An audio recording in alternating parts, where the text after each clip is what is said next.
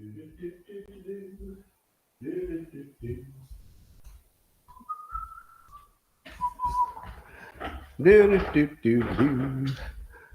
everybody.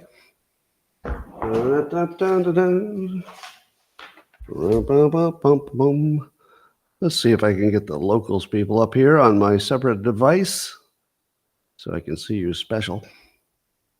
There we go. There you are.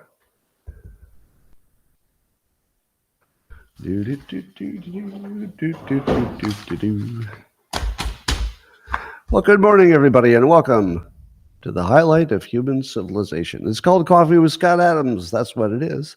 And if you'd like to take this experience up to levels where even SpaceX can't reach, all you need is a cup or a mug or a glass, a tankard, chalice or stein, a canteen, jug or flask, a vessel of any kind. Fill it with your favorite liquid. I like coffee. And join me now for the unparalleled pleasure of the dopamine hit of the day, the thing that makes everything better.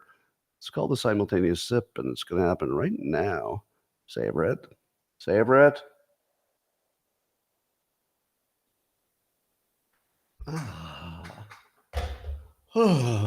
It's a full body tingle. Well, some Code Pink activists decided to target Jake Tapper's house, Jake Tapper of CNN. Now, if you saw the video of it, you would say to yourself, they seem to be indicating a protest in front of the house. I think the entire protest was 5 people who showed up in a Volvo. One of them had a bullhorn, because all the videos that I saw of the protesters were extreme close-ups. Look, here's the face of somebody with a bullhorn, and I think there's another person standing there somewhere nearby. There couldn't have been more than 5 people. But here's the fun part. I guess Jake has some older kids, some teenagers, and the teenage kids were just mocking them and playing God Bless America. They're playing some patriotic music and just mocking them from the balcony and the garage. And that's the way to handle it, Jake. So Jake, if he was home, don't even know if he was home, but if he was, he wisely stayed off the camera and apparently let his kids just mock them, which was fine. I'm very much against people protesting public figures' houses. I don't think that's cool whatsoever, but I like the fact that he uses kids to mock them. If it was intentional, maybe just the kids were doing their own thing. Anyway, there's new studies show that Generation Z is the unhappiest generation, and people are all figuring out, why could that be? Why is Gen Z the unhappiest? What could possibly cause such a thing? I don't know. Could it be when they look at the news, it says that the climate's out of control and going to fry them all, and there's no point in having children because they're all going to be dead in a hellscape of hotness? Might be that. Could be that they're being told they're going to lose their democracy, and that Hitler has just reincarnated into something orange and terrible. Could be that. Could be that. Neither of those things bother me because I don't think they're real. How about the confusing gender roles? Don't you think it would cause you a little mental distress if you could sort of pick your own gender? I don't remember ever having a conversation about it. That was sort of just a given. All right, you're a boy. Got it. I never really needed to have a conversation about it again. But imagine if you were born into a world where people were just choosing their genders. I think I'm going to go a different way. From now on, I think I'm the other thing. I would think that given that, our sexual roles are so baked into civilization and our genes in some level, that anytime you add any uncertainty into that world, that's got to be bad for your mental health. How about hormone disruptions? How about that? We got all kinds of stuff in the environment. We got men's testosterone dropping, and we know testosterone makes men happy if they've got the right amount. It makes them unhappy if they got the wrong amount. And we know they got the wrong amount. And then some number of women are on chemical birth control. That changes their hormonal balance. Do you think that has any impact? Well, I'm no doctor, but probably. How about the fact that it's the first time in American history kids don't think they could make enough money to do things like have a family? Now, I don't know if that's really the case, but it sure looks like it. You can see why they would think it.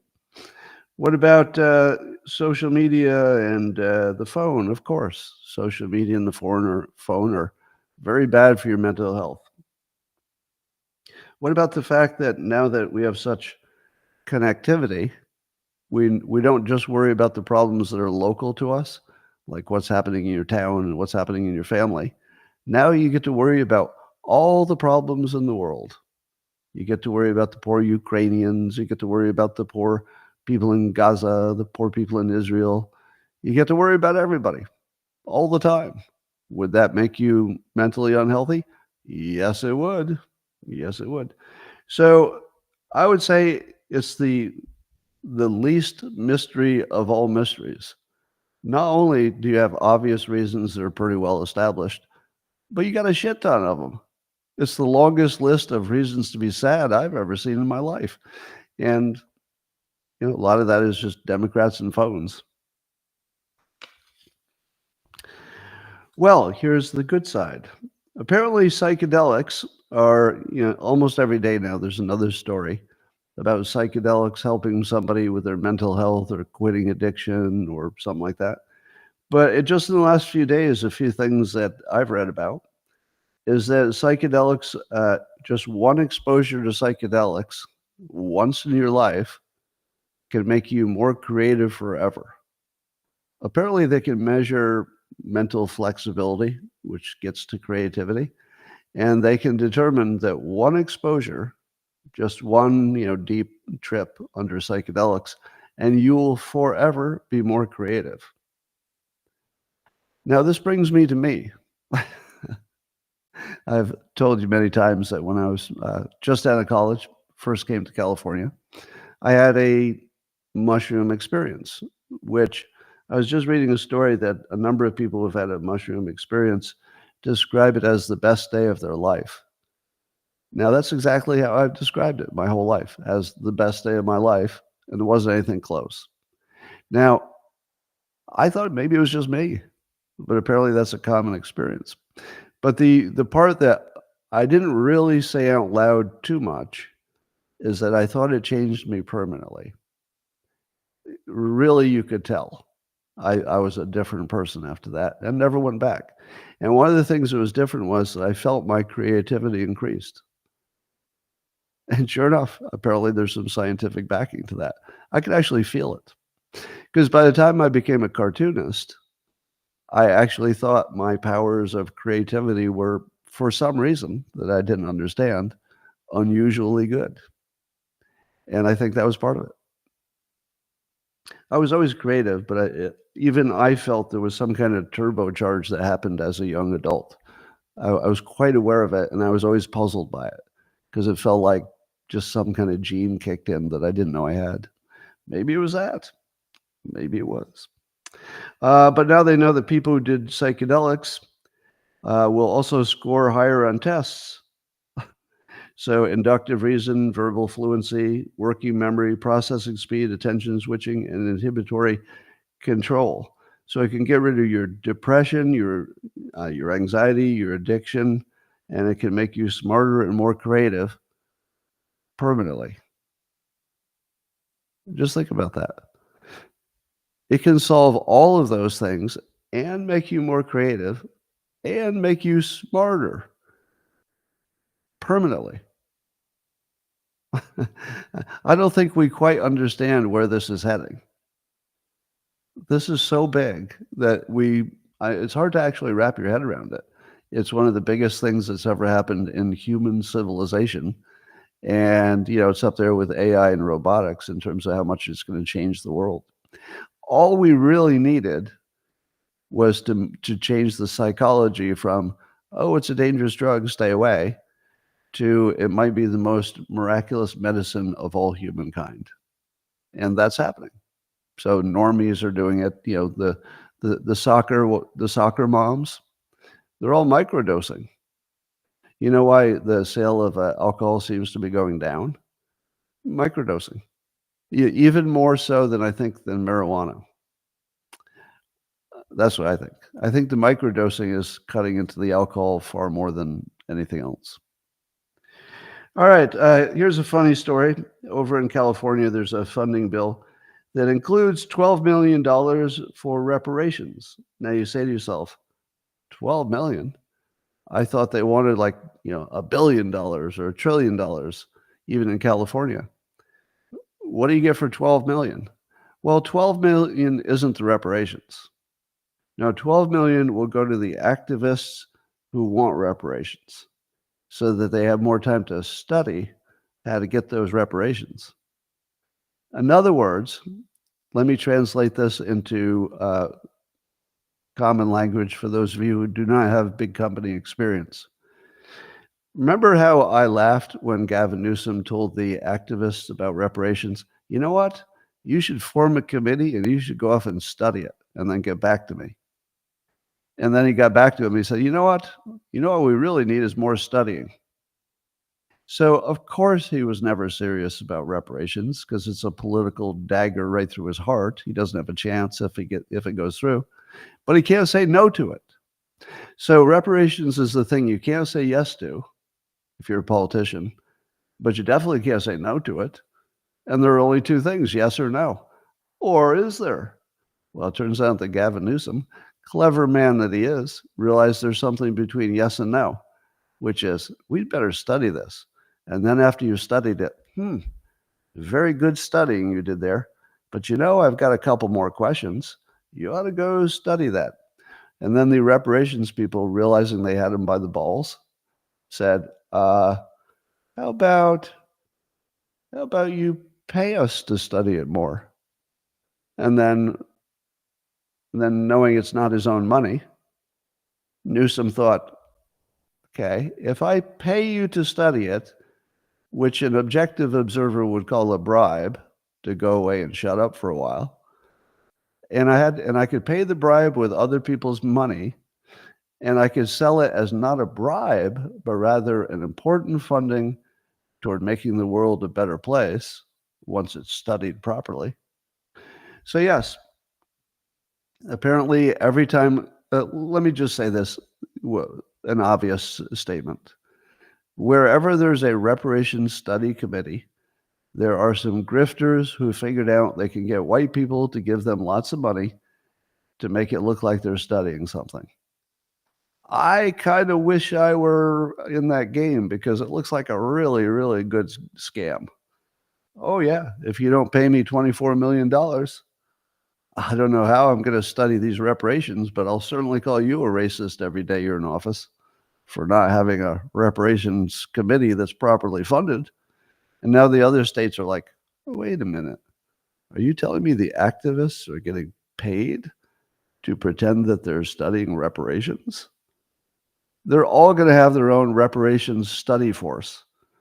It's the obvious way to make them go away and shut up about it. They're just being bribed. So it's a legal way to bribe people just to shut up until elections are over. And it works. So anytime you say that Gavin Newsom doesn't have game, he's got game.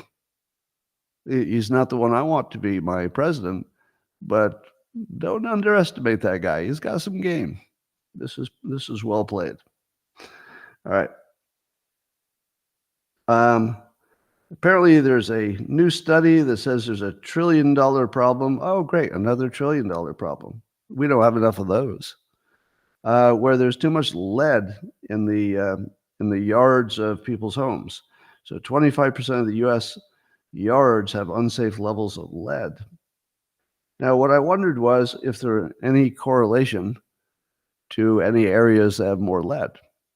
It turns out that you're going to have more lead where there's older infrastructure.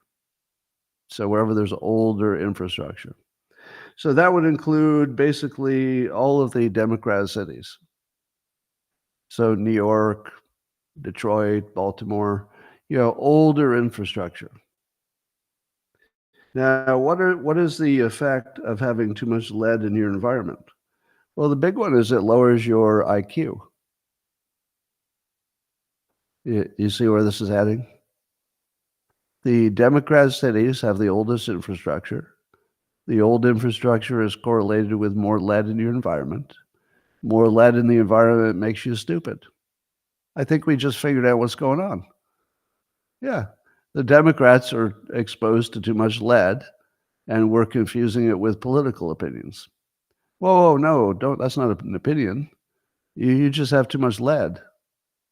No, yeah. Why don't you go study it for a while? Here's some money to go study it, because I can't convince you that you're dumb because you have too much lead in your brain. But I'm not joking, by the way. If the correlation is this strong and there really is this much lead in our environment, it would be affecting Democrats more than other people just because of their living circumstances. And it does make you dumber. So it might be that Democrats of all races and genders and everything else, the Democrats, just because of where they live, are getting dumber. Now, would that be systemic racism? If that were true, there's more lead making you dumb in places that Democrats are clustered for unrelated reasons. That would be systemic racism. So those of you who say systemic racism isn't real, I just don't think you're trying very hard. Of course it's real. Of course it is. There are some things that are just baked into the system that are really hard to change. Now, I don't think that you should focus on those. Well, obviously, you should focus on fixing them if you can. But I don't think that should be the driving force of how we live our lives. Rather, the driving force should be the King Randall kind of learn to take care of yourself, build a talent stack, and these problems just go away. If you have talent, all the problems go away. Hey, did you hear about the highly qualified black engineer who couldn't get a job? You've heard about that, right? There's a story about a very qualified black engineer, has all the right qualifications, went to MIT, got a degree, has a good background experience, no problems whatsoever. Can't get a job in America. Did you hear about that? No, you never heard about that because it didn't happen. It's never happened once. There are 0 cases where a qualified black man can't get a job in America. None. There are lots of cases where somebody has a criminal record. That's a problem. There are lots of places where, there are individual pockets of discrimination. That's real. Usually smaller companies.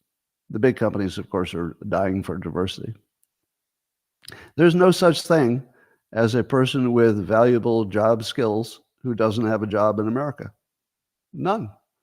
It hasn't happened once. So why does the systemic racism go away as soon as you develop skills? Well, it never goes away per se, but you can slice through it like it didn't matter to you, right? So you could say that stick of butter is real, but if you have a hot poker, you can just put it on the stick of butter and it disappears. It just melts. So be the hot poker. Don't be somebody who's stopped by a stick of butter. All right. Apparently, there's some kind of new compound scientists in Japan gave to mice who had Alzheimer's, and it fixed them. So now they can fix Alzheimer's in mice. Finally, I don't know about you, but one of the things I worry about too much is mice with Alzheimer's. I think I see some once in a while. I'll see a mouse, out in my backyard or something. I'll be like, that mouse looks like Joe Biden. And, you look at the mouse and it'll be like all hunched over like this.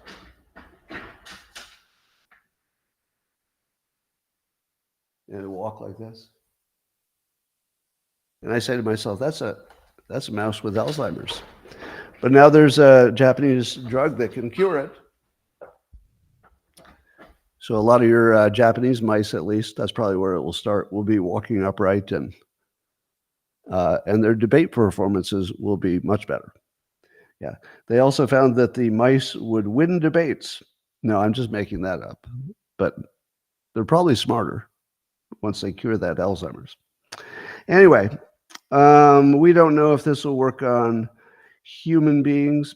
Somebody mentioned the other day that mice testing is more about whether it will kill you, and it doesn't predict that it will work in humans. It does give you a good idea that if it didn't kill the mice, it might not kill us either. Not guaranteed, but it's a good indication. It doesn't tell you it's going to work. That's another level.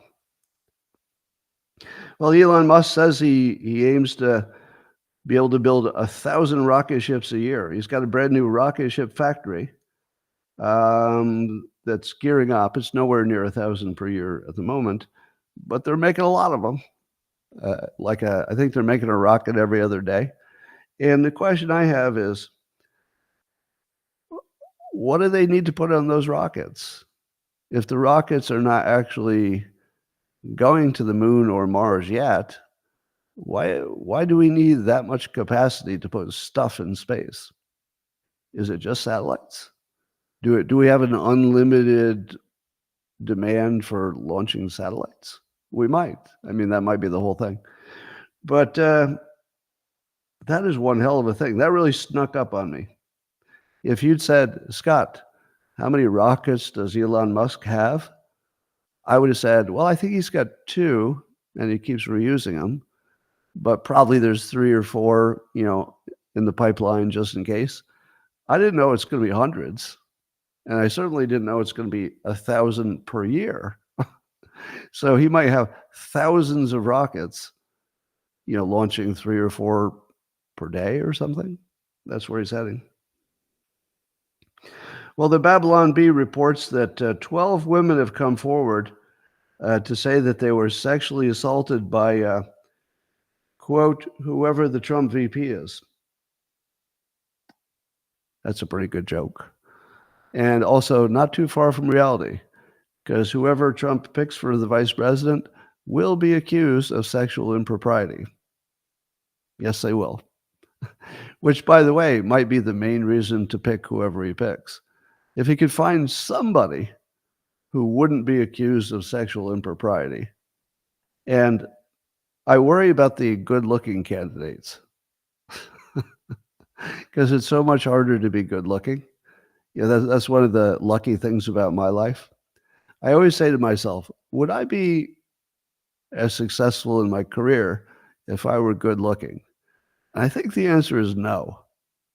Because if I were good-looking, I'd wake up every day and get everything I needed. A bunch of attractive women would want to have sex with me, and I'd think, I guess I don't even need to be rich. I could cut back on the working, give myself a nice, part-time job, and live like a king with my harem who thinks I'm handsome. But since I was not born handsome, I said to myself by looking in the mirror when I was about 5 years old, literally, true story, you'd better get a really good job if you want to compete in this world, because you're not going to do it on your looks. And so I did. And that, by the way, that's completely true. I honestly did look in the mirror at around the age of 5 and said, man, you better get a B game. Your A game isn't working at all. Doesn't look like it's going to kick in. You better start working on that B game. And so I did. Yeah, I am a planner. I do plan 45 years in advance. Literally, I plan 45 years in advance. All right, there's a top cancer charity, I don't know which one, but they're apologizing for using the word cervix in their materials, and they say they should have used the more inclusive term front hole, because it's not just women who have vaginas. It's everybody. Everybody can have one. So you got your front hole. So don't say cervix when you could say front hole. Now you might say to yourself, my goodness, this top cancer charity, they sound to me like a bunch of back holes. That's right. They're a bunch of backholes. Yep. We'll just let that sink in. Well, did you know that the U.S. tariff on Chinese electric vehicles is over 100%? It's over 100%.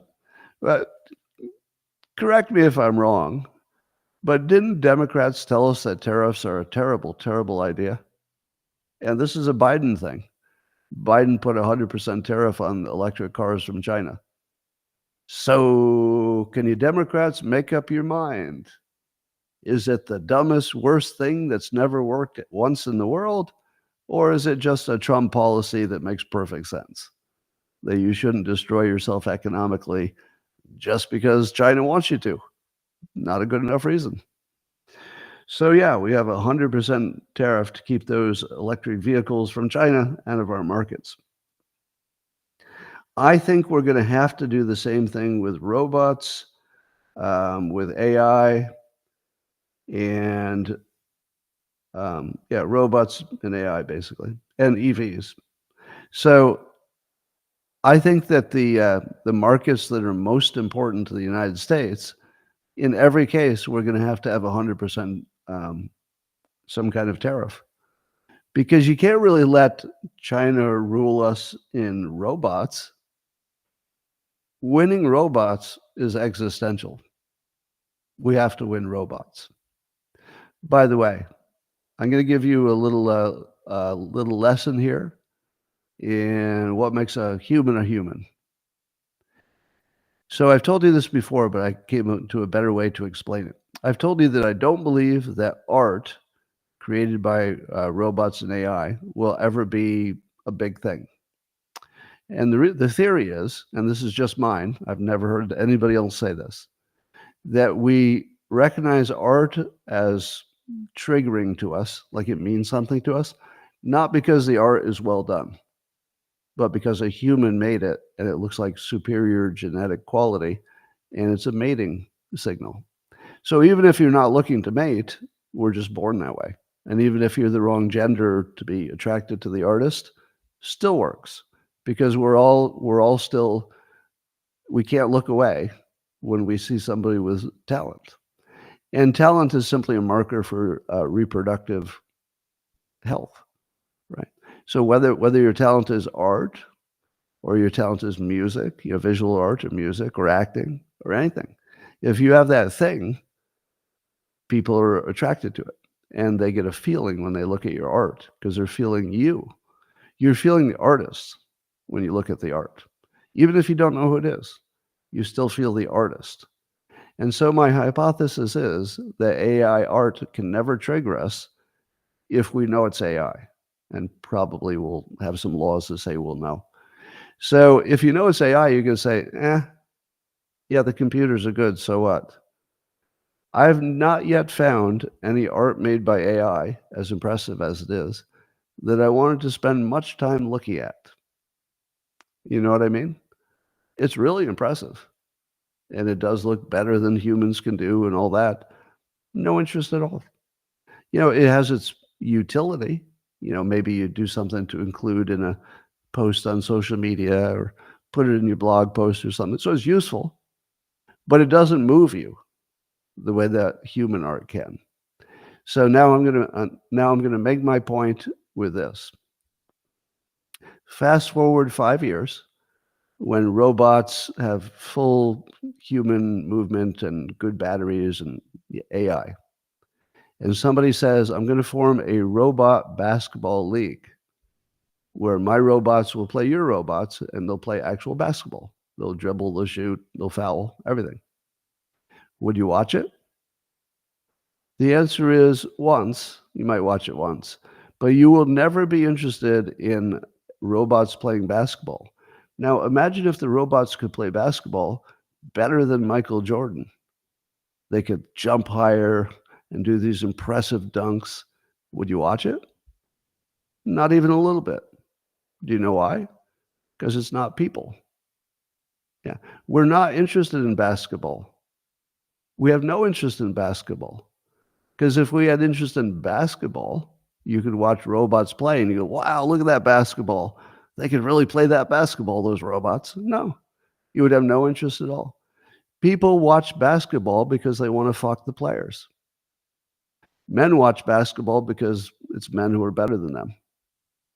And they're like, we're kind of drawn to just looking at anything in that domain. Yeah, that's the real reason. It's because the athletes are, super examples of people you want to mate with. They're displaying a talent that is unusual. So the basketball example should tell you that AI art is probably not the future, except in utility way. You've been following this story that I haven't talked about at all, and I'll tell you why. There's a bunch of Chinese-owned farmland that in many cases is nearby to U.S. military bases, and it's an alarming threat. Now, I take that seriously. I do think that having a bunch of Chinese farmland adjacent to American bases, that does seem like a security risk. But I would also point out, and the reason I hadn't talked about it until now, is that if you have a lot of bases and you have a lot of farmland, how are they not going to line up? So I was having trouble removing chance from the story because I looked at the map and it looked to me like some were near bases, some were not, but a lot were. Am I worried about that? Yeah, because it is a resource that you can imagine China might take advantage of if they wanted to. So yeah, it's a problem. But I don't know if it's a plot. It might be. So you have to worry about it exactly as if you know it's a plot. But I don't know. It could be just they need food. So they create a bunch of farms in places that have good conditions for farms, and then they ship the food back. So it might be 80% food, 20%, as long as you're going to buy some farmland. Wouldn't it be nice if it were in this area instead of that area? So there might be some, military direction to it, just in case. It would be a smart thing for China to do, to just have a bunch of locations that they can use with impunity. All right, Judge Cannon is the judge who's weighing in on whether Jack Smith, who's the prosecutor, whatever name they're using for it, special whatever, for the Mar-a-Lago boxgate.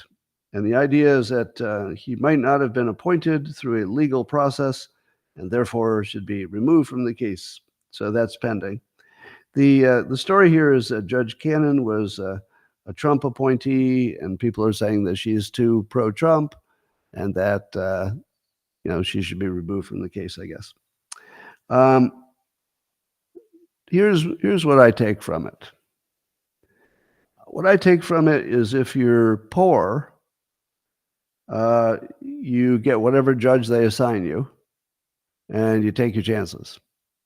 But knowing that everybody's biased about everything all the time. Humans are just biased. There's no way around it.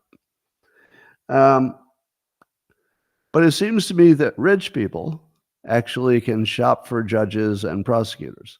Not every time, but you can try to get a change of venue. You can ask for a judge to be removed because your lawyers did such a good job of finding some conflict that nobody knew about, that sort of thing. So it seems to me that we have a two-phased legal system. The poor get whatever we give them, and they just got to deal with it. And the rich decide whether they will go to jail or not by which judge they get. Because once it becomes political, or even if there's just a billionaire involved, it's always political then. It seems like the game is getting the right judge. So where Trump gets the wrong judges in New York, and we say, well, that's unfair, he might get the right judge. I don't know that this judge is biased in his favor, but it's a reasonable suspicion, whether it's true or not. But suppose it is true, and suppose it's the only reason that Trump gets off. That's our system. Our system is rich people get to shop judges, At least they can try, and poor people don't. And that picking the right judge, as we know from the Supreme Court, is about 80% predictive in terms of how things are going to go. So it does expose the system quite a bit. All right, Trump had a big rally in Philadelphia. The big story is there's no big story. The big story is, and I will compliment the Trump campaign again, people who went there described it as flawless. In other words, the organization of it, the attendance, the design of it, Trump's performance, the equipment, all the logistics, flawless. Now, compare that to Biden, who's hiding in his basement pretending to get ready for a debate.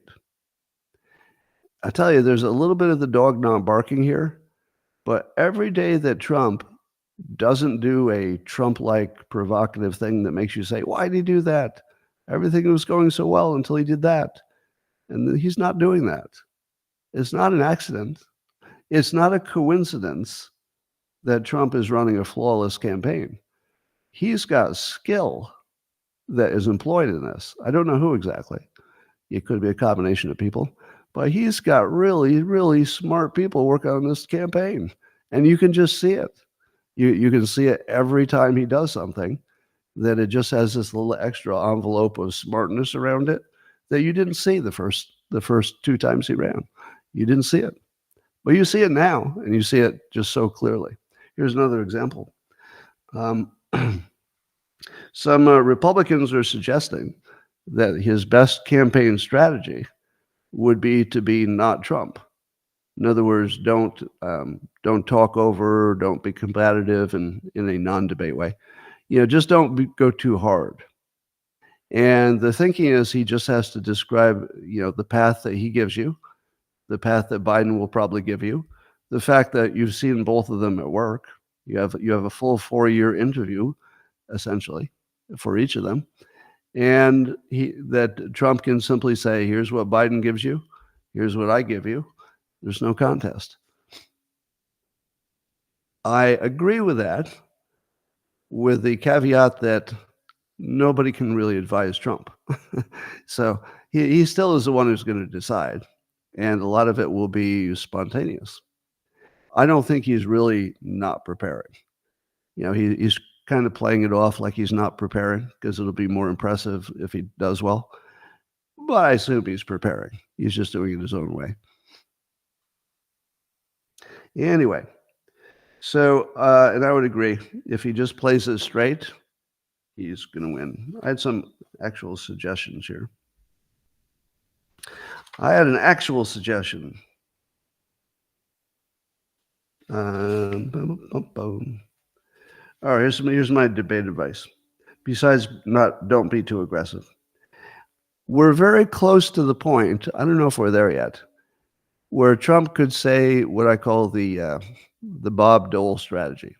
Now, it's a strategy used against Bob Dole by the Clinton campaign when they were running for re-election, but the Bill Clinton campaign, which was to treat Bob Dole with respect because he was elderly and a vet. So once you get a lead, it looks like you're going to win anyway, you stop being an asshole and you start showing empathy and respect. And I think that Trump, of course, he's going to keep going hard at Biden all the way to the finish line. But could you imagine him saying that we need to respect the elderly and that Biden had a good run? Imagine Trump saying, we have to give respect to the elderly. Now, people would laugh at that because Trump is almost the same age. But it would be funny, and you couldn't ignore it. We should have respect for the elderly. Joe had a good run, but we can all see that his time has come to an end. Just imagine that coming out of Trump's mouth or some version of it. We should respect the elderly. And I'm going to go hard this election. If you go hard, I'm going to go hard. But honestly, Joe, you had a good run. You made it all the way to president. But now I think, a due respect to people who have reached your situation in life is that we should allow you to make a graceful exit. And it looks like the voters are going to do that for you. And if you go hard at me, I'm going to go hard at you. That's our system. But I think at this point, we can all see that maybe empathy is the way to go here. It would be devastating. It would be devastating if Trump said we should maybe go a little easy on you because everybody can see what's going on at this point. But then don't go easy. Don't be a bully, but definitely don't go easy. Just point it out as something we should now consider, that since we can all see he's gone, that maybe we should take a different approach to this. It would be killer. Well, also Trump said we should stop giving attention to Bill Maher because Bill Maher's got a failing show and he's unimportant, blah, blah, blah, blah, blah. Well, I'd like to talk about Bill Maher because I don't take that advice whatsoever. I think Mike Cernovich is saying the same thing. Stop giving oxygen to Bill Maher. I'll stop giving him oxygen when it doesn't work to my advantage. If that starts happening, I'll stop doing it. But at the moment, with the story I'm going to tell you right now, it's very much working to my advantage as a communicator. Here's what Bill Maher said. See if this sounds familiar to you. See if it's something that maybe you heard me say once or twice or 10 times. All right. Here's what Bill Maher said on his show. He was talking about all the polls about Biden losing support among various things. He says he's losing 14 points among Hispanics, 43 points among black voters. I'll just give you the big line. I think these details are misleading. But he's basically saying that every category from Hispanics to blacks to under 50, student debt holders, even the people who had student debt were more for Trump. And something about even losing support for women. So Bill Maher says,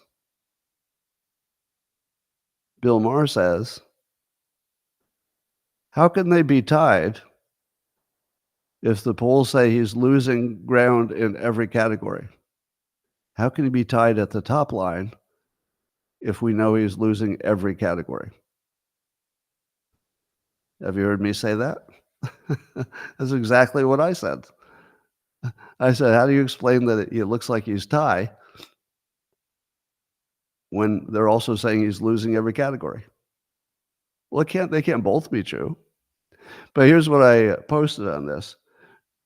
Bill Maher is so close to understanding the world he lives in. He doesn't yet, but he's so close. I think he might get there. And what he needs to understand is that nothing's true. That the polls that are coming out from respected entities are legitimately faked. They're intentionally, obviously, observably, transparently fake. So there's no real mystery here. There's no mystery at all. The polls are fake. Now, are some of the polls accurate?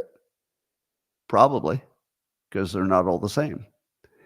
But no, you should expect tons of fake polls that would, and he's seen the glitch in the matrix now. He lives in a world where he thinks that at least his news is real. So he's still locked into the world where if you read the credible news, as he would define them, that's not right every single time. And he points out when they're wrong, but that, you get a pretty good idea of what's true by ignoring the bad news sources and focusing on the good ones. He hasn't quite caught on that there aren't any good ones. And maybe there never were. I mean, my personal theory is that there never were. Here's why. If the CIA can control the news, they will. There's no doubt about that. But they're not going to try to control it for, every little story, not the local stuff. But they're certainly going to control it completely when there's some argument that there's a national interest. That would be their job. Arguably, that's what we pay them for, to make sure there are no gigantic national interests that we ignore. And so it seems hugely unlikely to me that even during the days we trusted the news in the Cronkite days, everybody said, he's so trusted. He's so trusted. My current view is that almost guarantees he was a CIA asset. Do you know why people said he was trusted? I don't. I don't know why. I think it's only because he didn't get caught with fake news, and probably the CIA started the idea that he was so trusted. I think it's always been fake. But what I mean by that is that the news about anything important, like why did Nixon get removed from office? I don't think we've ever been told the truth about that. Why did Kennedy get killed? Probably a lot of things we're not being told the truth. So yes, if you believe that your news is real and the other is fake, you end up being confused about why the polls are giving you something that is logically impossible. I'm not confused. I know exactly what's going on. They're fake polls. So as soon as you get past the idea that some of it's true, everything makes sense. It's a good feeling. Well, you remember Jack Dorsey, founder of old Twitter. He's saying that the issue with the algorithms is not just that they're politically biased. It's that they remove your free will. How do you like that? The algorithms effectively determine how we think. It would be easy to demonstrate that if you were fed a certain algorithm, you'd have a certain point of view. If they fed you a different algorithm, you'd have a different point of view. It's the TikTok effect. It's well understood, right? There's no argument about that. So if somebody else is deciding what things are going to the front of your brain, and that's what social media is doing with the algorithms, if something that's not your brain decides what you're going to think about the most, and even the narrative and the way you're going to think about it, do you have free will? Well, you're going to say you do. Well, I'll just look at different sources and I won't believe it and I'll know there's more context. No. The like other machines were miracles that do things like humans. There's somebody in all caps who's imagining I said the opposite of what I've ever said, and he's really mad about my point of view that's the opposite of my point of view. There's somebody yelling in all caps that I believe that our robots will be magic and do everything that humans can do. I just got done saying the opposite of that they won't be able to do art. And why? So all caps guy seems pretty drunk. Morning drinker, it looks like. Anyway, yes, I would go further. Jack Dorsey says we're going to lose free will because the algorithms will effectively program our brains. That's a reasonable frame, but I would go further to the next level of awareness and say that free will is an illusion, and what we will lose is the illusion of free will. So once you realize that your opinions keep matching your TikTok feed, you're going to realize that your illusion of free will is starting to go. So you'll probably paper that over with some cognitive dissonance. Well, I told you before that there's a Swiss firm that's making organic computers. So in other words, they have a fake organic brain. It didn't come from a person. I guess they grew it in a lab. And it can do all kinds of computational tasks like a regular computer while consuming 1 million times less power than silicon chips. 1 million times less power. Now, keep in mind, our biggest problem is we're going to run out of power with all the robots and EVs and AI. But we might be able to reduce it by 1 million if there's some kind of organic brains. Now, I think that the problem is they don't last very long. Because they're organic. So I don't know what happens when your organic computer gets Alzheimer's or dementia. And would you pick up on it right away? And is that even a thing? Can it actually happen? What happens when the brain starts to degrade a little bit? Does it stop working suddenly, or you don't notice and it's just sort of off for a while? I don't know. Lots of questions, but it's pretty exciting. All right, here's sort of the big question for the day. As you know, President Biden ran on the Fine People hoax that he tried to sell to the country and the people who don't follow the news too closely as true. Did you know that Snopes, the most famous fact-checking entity, which traditionally has leaned left, says in a full-throated way that it didn't happen? It's a hoax. Now, they don't say hoax, but they do say clearly and unambiguously, President Trump did not call the neo-Nazis fine people. And so, as I included Michael Ian Black in my comment on that, and I said that one of the ways you can tell the truth in our world of lies about everything is if people on both sides have the same version. So if Fox News and CNN say the same thing, that's much more likely to be true. If only one of them says something is true and the other says it's not true, could go either way. But if there are people on both who say something's true or not true, that means something. For example, even CNN's legal analysts and lots of other Democrat legal people said that Trump's Stormy Daniels hush payment trial was pure lawfare, and that if it hadn't been Trump, nobody would have brought the case. Now, if only Fox News told you that, or only Breitbart, you'd say to yourself, maybe true, maybe spun. But if you hear it from the legal analysts on both sides, exactly the same, that's a real good indication that you're seeing something true. So now you have Fox News ran an article today about Snopes, pointing out that the Fox News approach has always been that it's been fake. So now you have Fox News agreeing with Snopes, and Breitbart, Joel Pollack, also writing about this, also noting that Snopes is now in conformity. So just keep this in mind, right? The tentpole, in other words, the most important structure in the tent, the tentpole hoax that got Biden elected is now known by both the left and the right to be based on a hoax. But have I ever taught you about the hoax funnel, where once you debunk a hoax, people don't say, "Oh, I guess you got me. You're totally right and I'm totally wrong, and now I see the evidence of that." They don't. They back up to a related hoax that had nothing to do with the original. And they try to claim that the related thing is the thing. For example, when Russia collusion fell apart, the Democrats didn't say, "Oh, God, I guess that was just a big old hoax." No, they said Paul Manafort went to jail for giving some, let's say, internal polling data to a Russian oligarch. So really, it was right all along. No, that's going down the hoax funnel. That it was never about Paul Manafort doing something with this one Russian. That was not the Russia collusion hoax.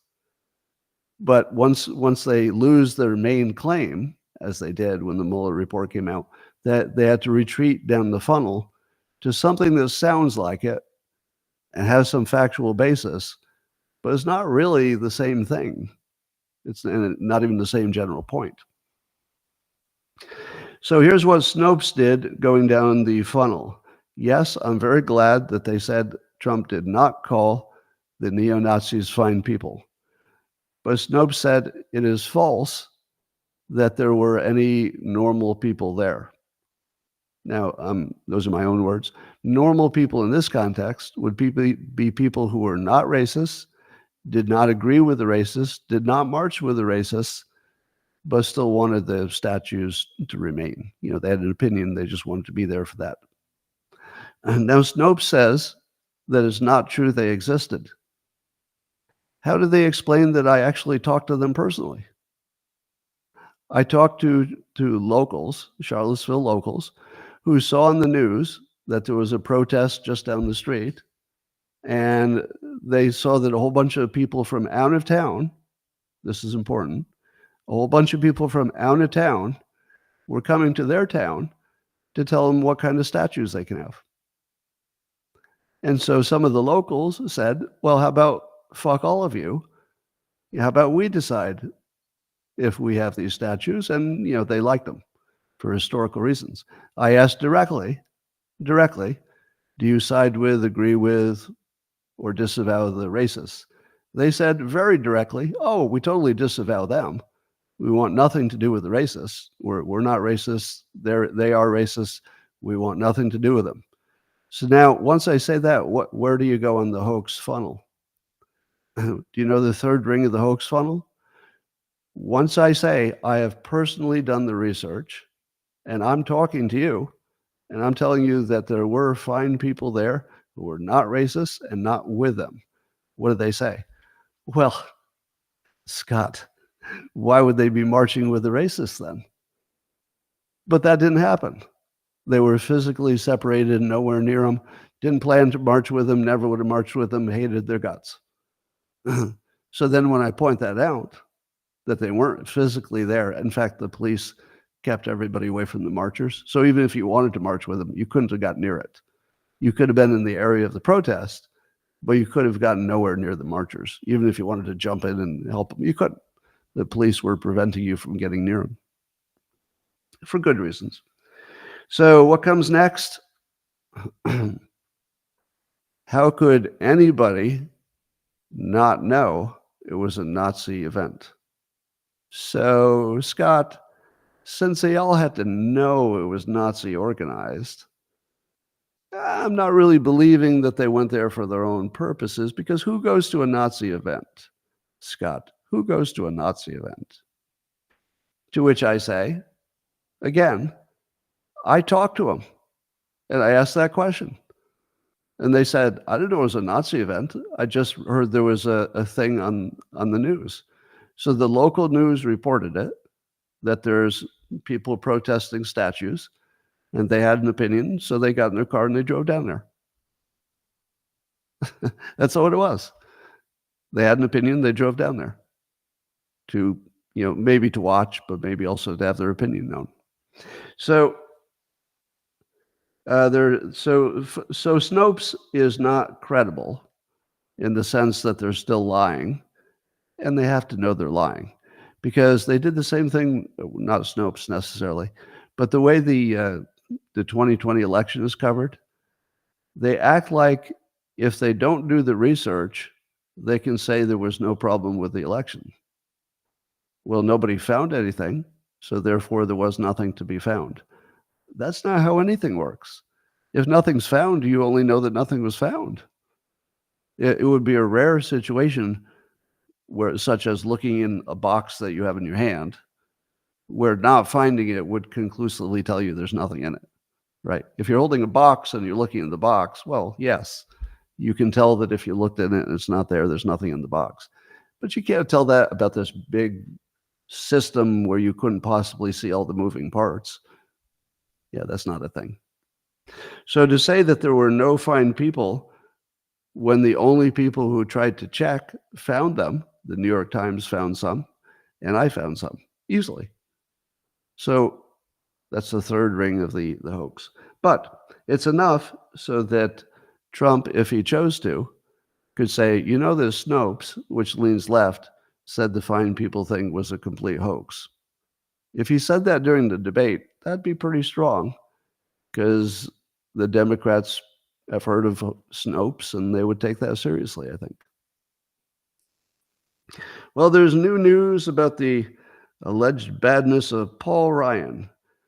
Kash Patel is saying that there's a British court, there was some kind of case over there, that somehow has produced information that we hadn't seen before that alleges that Paul Ryan, Democrat, some would say, anti-Trumper, but I'm sorry, a Republican.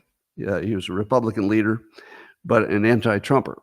So an anti-Trump Republican, who is also on the board of Fox News, I believe. But we're finding out, or the allegation is, that he got a copy of the Steele dossier in 2016 and never told anybody.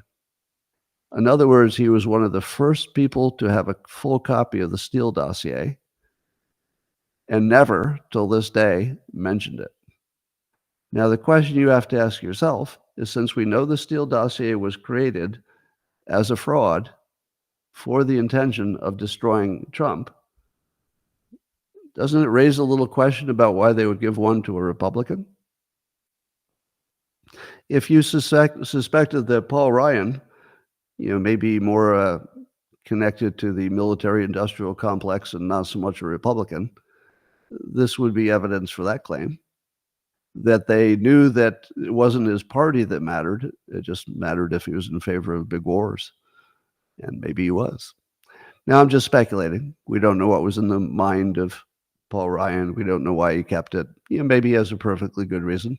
I mean, the reason could be as simple as he didn't think it was real. So he just didn't mention it. It could be just that. So I wouldn't jump to the conclusion that we know what this means. But is it disturbing? Very. How did we get to today without knowing that he was one of the first people who had a full copy of the Steele dossier? And what did he think about it when he saw it? Did he believe it? So we do have some questions, don't we? We have questions. All right. Now Biden is gaslighting Israel. So the Democrats are very consistent. They're in full narcissist mode where they'll tell you that what you're looking at, you can't see. So as you know, when we look at Joe Biden walking like a cadaver and babbling, we know his brain is gone. So what do the Democrats say? No, he's fine. What are you talking about? Oh, in private, he's fine. It's probably just some cheap fakes. No, you're not seeing what you're seeing. No, he's fine. So if they can sell that, they can sell anything. And now they're gaslighting Israel. Joel Pollack had an article on this in Breitbart. So apparently who is he? Yoav Gallant. He's the head of the military. Had to come to America to see if he can get the Biden administration to release the shipment of arms and ammunition that Israel says it needs, but the White House claims it is not withholding. So Israel believes that they're not giving them the weapons. And what is the Biden White House saying? Yes, we are. Well, no, you're not, because you have the weapons. We need the weapons. You know what the weapons are. You've agreed to give us the weapons. We don't have the weapons. You have not given us the weapons. That's why we're sending our top military guy to see what can change so we can get the weapons. And what does the Biden administration say? Oh, you have all the weapons. No, we don't have the weapons. I swear to God, we don't have any weapons that you said you were going to give us. You did not send them. Yeah, we did. Sure, we did. That's their entire administration. It's just telling you that what you see, you're not seeing. I've never seen anything like this before. The Fine People hoax is an example of that. All you had to do was look at the transcript, and they would say, that's not there. How about the drinking bleach hoax? It's obviously he was talking about light. You can see he mentioned light before and after his comments. It was always light. No, it wasn't. What are you doing? What are you doing to me? It's just pure gaslighting. But now the Democrats are even gaslighting their peers with fake dissertations. So there's an allegation now that Democrat Congressman Jamal Bowman of New York, there's an accusation that his dissertation has a whole bunch of stolen parts from other people's work. So do you know what is going to happen when somebody says, look, we found this quote from somebody else's prior work, and here's the paragraph you wrote, and you can see that yours is identical to this other one, and therefore pretty obvious case that you stole it. Do you know what Jamal Bowman's going to say? No, I didn't. Well, see, but here it is. Like, it's well documented. And then here's yours right next to it. You see they're the same, right? No, they're not. No, but they are. They're actually the same. Look at the words. These words are the same as these words. and the date on it is clearly before yours, and you incited it. No, I didn't. Well, here's the citation, and here's the exact wording, and you didn't put it in quotes. Yes, I did. Now, I'm just joking about Jamal Bowman, but it feels like every conversation is just going that way now. No, we didn't. I don't know what you're talking about. All right. Now there's an interesting question, and I was reading about this in, let's see, John Solomon and Stephen Richards reporting on this in Just the News website. The question is from there's the committee that's trying to figure out what the so-called Biden crime family was up to. And they're wondering now if Biden was giving, quote, defensive briefings on what Hunter was doing overseas. Now, a defensive briefing would be, you should just know this. Yeah, do you know what your son is doing? Maybe we should mention that we've picked up some indication that your son is doing some sketchy looking things in another country. Now, I feel like that would have been normal business, meaning that surely the government had an idea what Hunter was doing in Ukraine. Surely some of the intel people thought maybe we should tell Biden since he's in office. This is when he was vice president. And it seems likely they would have clued him in, which would mean that Biden was lying when he said he didn't know anything about his son's business, etc. So it could be an important thing, if only because it would show some deception. But here's a little reminder of things we do know, according also to Just the News. According to them, there's a mountain of incontrovertible evidence. Now, that's narrative, by the way. If you want to learn to spot narrative versus fact, what follows are facts, but the characterization of the facts as a mountain of incontrovertible, that's narrative, right? Because I'm sure that there's somebody who says it's not true. So it's hard to be incontrovertible. But anyway, here's some things that we're pretty sure are demonstrated to be truth now. Let's see, that Hunter Biden made millions while his father was vice president. So they now have a good idea of the timing of things.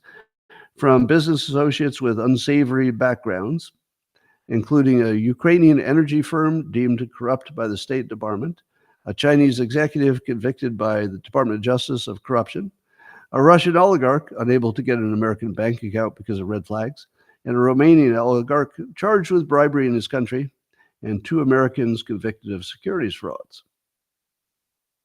So I don't have an opinion about any of that being especially illegal, but it does seem hard to believe that Biden wasn't briefed on it. So keep an eye on this one. I think they're going to show that he was briefed. Somehow I think they're going to be able to find that out. Well, meanwhile, there's still 2 astronauts stranded on the International Space Station, and Boeing's struggling to fix some hardware, software problems in their ship to go and get them. If they miss the window, they have to wait a bunch of time because you can't go up there anytime you want for physics reasons.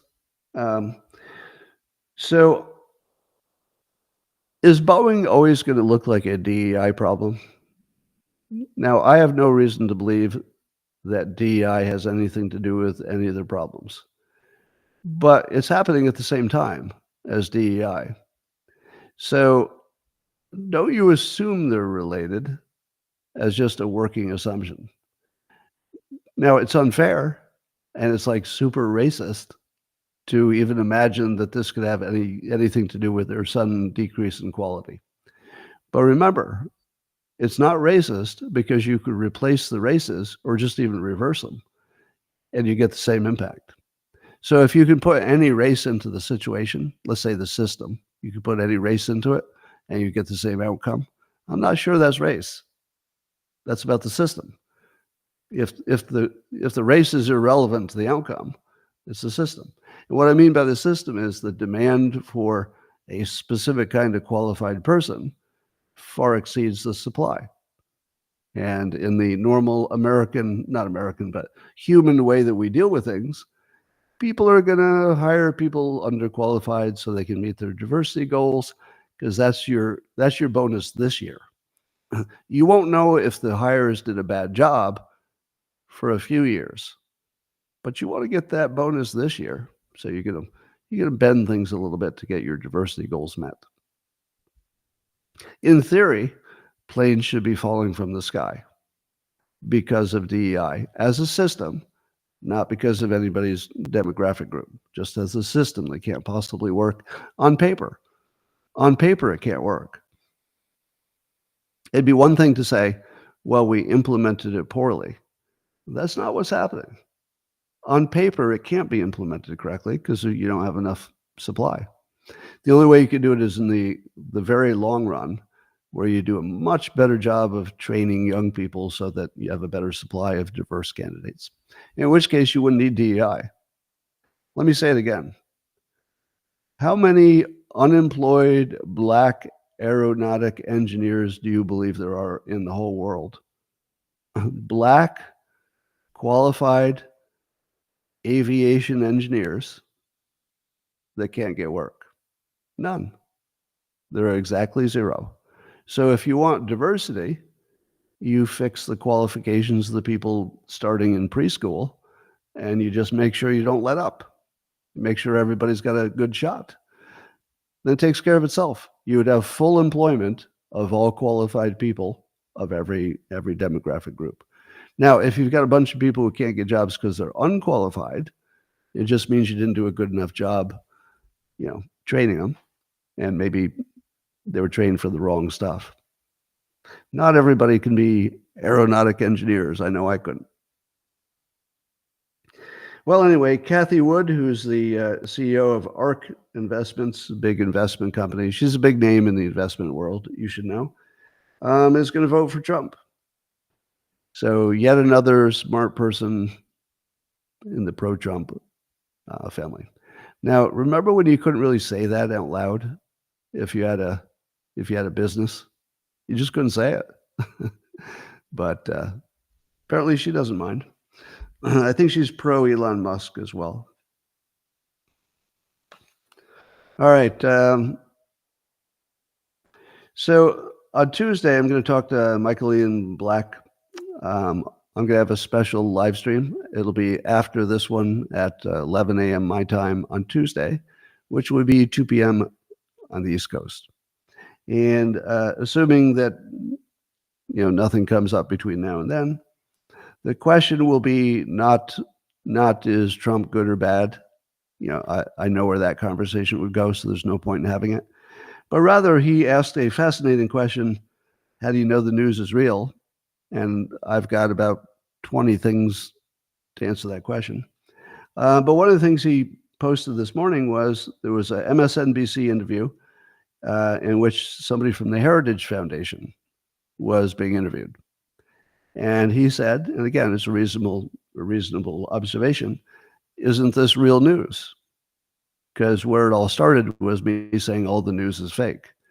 So here was somebody on the right, a respected voice on the right, talking to a host on MSNBC who obviously leans left. I think it was Bernie's old campaign manager. And isn't that real news? Well, I would call that opinion. There was one person brought on to say, what do you think about all this stuff? And then he did. Now it's useful, but it's opinion. I wouldn't call that news. So we have lots to talk about what's news and what's opinion. But opinions are true in the sense that the person saying it often believes it. It's a true opinion, but that doesn't mean it's news exactly. That's just an opinion. All right. And that, ladies and gentlemen, brings me to the exciting conclusion of my prepared remarks. You may have noticed I did a little tease on the X platform. of the Dilbert Sunday comic. Dilbert's company is going to start making aircraft. It might remind you of a specific company that's having some issues right now with the quality of their construction. But you can only see that if you subscribe on X, see my profile, or if you are on the Locals platform, also subscription. But on Locals, you'd see Robot Reads News, my other comic, and Man Caves, and all kinds of fun other content. A lot of political stuff. If you only want the comic, get it at X. All right. Thank you. All right. I'm going to end now for the 3 other platforms and just talk the Locals. Thanks for joining everybody else. See you tomorrow.